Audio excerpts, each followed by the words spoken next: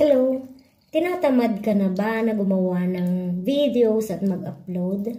Well, huwag kang mag-alala. Pareho tayo. Pero hindi ako tumitigil kasi nag-e-enjoy ako. Ito kasi yung stress reliever ko. Ito yung talagang nakatulong sa akin.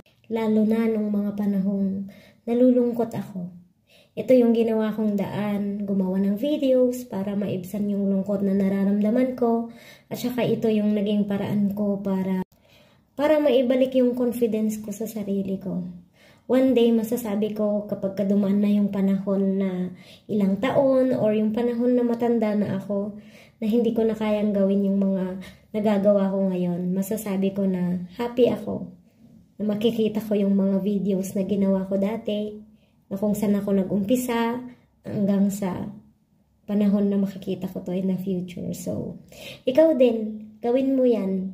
Hindi dahil sa earnings, hindi dahil sa views, pero yung dahil sa masaya ka.